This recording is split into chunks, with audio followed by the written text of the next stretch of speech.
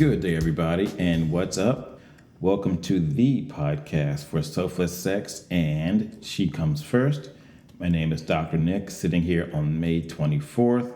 It's a Sunday in the afternoon. I hope everyone out there is doing very well, being safe, practicing their social distancing and everything.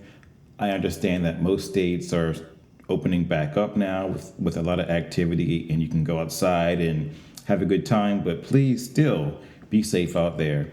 And once again, I have to thank everyone for hitting the like button, sharing, and telling their friends about this podcast. It really does mean a lot to me.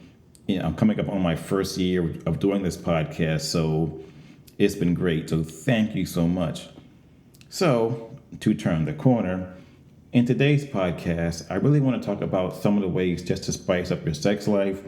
I'm pretty sure that you've been stuck in the house for 1, 2, or 3 months already, and you may be kind of bored of each other, and hopefully your sex life hasn't suffered. But if it has, I would like to offer just a few suggestions to help things get spiced back up again. And some things may involve going outside and having some sex outside. So let's talk about that today. So to get this conversation started, I just want to go through a list of 10 things that were found on a website called thegentleman'sjournal.com. Of course, these are not in any sort of order of importance, but you can take them and or use them as you see fit. So number 1 is sexting. And about a year ago, I did a podcast all about sexting and how fun it can be, but it has to go both ways. Like, for example, if your lady says, "Come get this pussy," and you type back, "Okay," no, don't just do that. Give her something back. Tell her what you're going to do to the pussy. Or, you know what I'm saying? But don't just be like, "Okay." And it also goes both ways, too. Because I'm just, if your man happens to send you something hot, just don't say, "Okay." Have some fun with it. Number 2, master the art of the quickie. I think quickies are also very important because in many cases they are very hot and they are also very passionate. So, and from my own experience talking to friends of mine, some of them feel that their husbands and or boyfriends are not as aggressive as they would like them to be. So I am not talking about being like violent or anything like that, but sometimes she might even like it if you just take the pussy. You know what I'm trying to say. So please keep that in mind. And also quickies are just a lot of fun. They are very spontaneous. So it can happen almost anywhere, in the kitchen, laundry room, kitchen table. I think I'm telling on myself, but that's okay. But just keep it live and have some fun with it. Number 3, role playing. So sometimes you may have to pick your partner up at a bar like you did when you guys first met, or just have some fun with it. Or if you guys want to dress up and have some fun with it, do it. At the same time, that could be a lot of fun. Sex shouldn't be homework, you know what I mean? But this should be a lot of fun for people. Number 4, the gift of giving. And in this one, the article actually mentions that for fellas, you should buy your lady a gift, some sort of lingerie, something sexy that you know that they will like. It may not also be very expensive either. Like for example, hear me out. Many ladies I know like it when their man lays out their outfit for the evening. Now, if you lay out her shoes, put her heels out, put out her little black dress, panties are optional. See, think about that for a second. Panties can be optional because it's springtime now. Those spring dresses are out there. That's all I'm going to say. And I know many ladies don't wear panties in the summertime or in the springtime. So lay out that little black dress and have a great time at dinner and have an even better time when you get home. To continue, number 5, and fellas, leave her a reminder.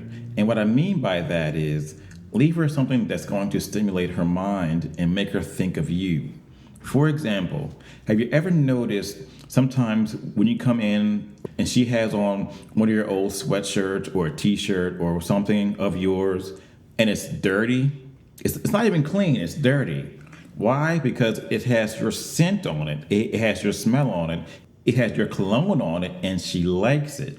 So what you can do is, so you can just spritz your cologne, on her bed pillow. That's all you gotta do. Not funk it up, just a little bit. So when she rolls over, she'll be like, "Oh, damn, that's my man smell." So she may even call you or give you a text message to say, "Come get this booty." But I'm just saying, see, I'm trying to wrap these things together here. Number 6, this is one of my favorites: explore new areas. And what I mean by that is, for the couple, is to explore different areas on your partner's body. Don't just head for the tits and the dick or wherever else like that. In selfless sex, I actually mentioned that you should use your senses.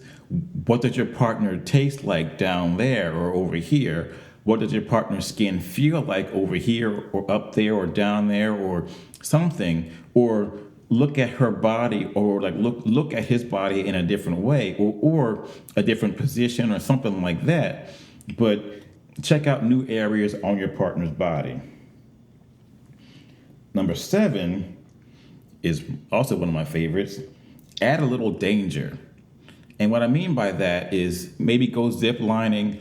I'm not saying have sex while zip lining. I didn't say that at all. That's kind of okay. That's kind of cool, maybe.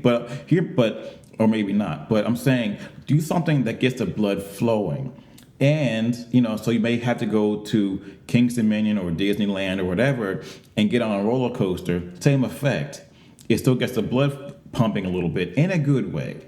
And this is what I was saying earlier about maybe the whole concept and thought about getting caught while having sex outside. So I'm not saying have sex at Disneyland. I did not say that at all. Bourbon Street, that's probably just fine. But Disneyland, Disney World, Kingston Dominion, all those Six Flags places, no, I didn't say that. But you know your neighborhood, so maybe you can kind of like sneak away and make out in the backseat of the car like you did back when you were teenagers. Just a thought. And my last one is go toy shopping together. Because as you know, I am a big fan of sex toys. I have a pretty decent arsenal over here. I'm not saying that they're weaponized or anything like that. Well, 2 of them are. But I'm just saying, if you go sex toy shopping together, it could be a lot of fun, and it will definitely spice up your bedroom. Granted, you may have been trapped inside and doing the same things over and over and over again. And I'm saying buying a $50 toy or a $60 toy or a $200 toy could spice things up just a touch, not a whole lot, or maybe so. I don't know. You know your partner.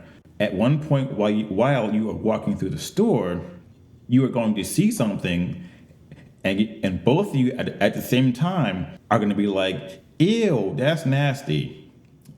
You know what? Let's buy it. So in closing, I just want to say that it's a good idea just to try to reignite that passion, that fire, that spark that's in your sex life. There's nothing wrong with it, because this is just my opinion. It seems like we are all going through a lot of stress out there, whether if we're not working or if we are working and trying to stay safe because we don't want to bring this COVID-19 stuff back into our own homes. My one suggestion is that as a couple, try to stick it out together. I know it can be tough. One thing that can kind of smooth the waters out is just being together.